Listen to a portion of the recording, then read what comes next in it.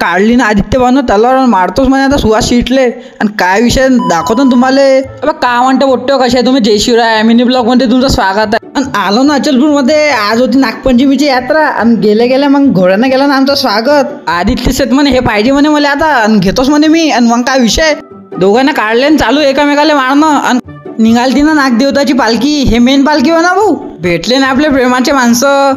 रिद्धी बी दिसली होती ना रे मला याच्या जत्रेत. आणि मावलपुरी तिची बहिणी होती ना. आणि पुरी गँगच झाली ना रे मग आमची तयार. आणि काकून चालू करून दिलं वाटणं प्रसाद. मावलमध्ये प्रसाद चोपडला बोटते ना. चला म्हणे आता फिरवून जत्रा मावलमध्ये. आणि हे म्हणून राहिले मला काही घेऊन दे ना. मला कोणी काही घेऊनच नाही देत. आणि काही नाही.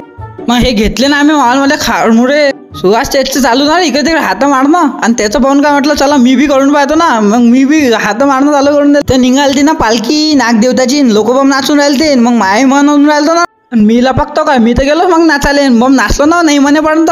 या काकाच्या डोक्यावर केस नाही पण शिंग फुटले ना हो. काय सांगू तुम्हाला.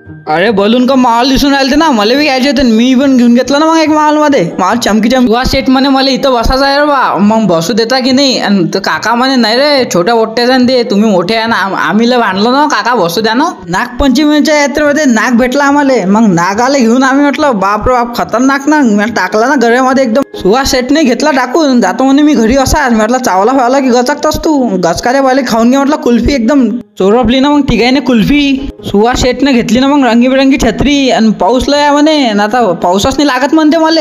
भेटले ना अजून आपले प्रेमाचे माणसं यात्रेत एक नंबर ना हो. आदित्य शेठ म्हणे मी जातो म्हणे आता पाण्यात उडी मारायला. म्हटलं नाही ना हो दादा. आणि जातो ना आम्ही घरी. भेटू आता नवीन ब्लॉग मध्ये. लाईक करा फॉलो करा मित्रांनो.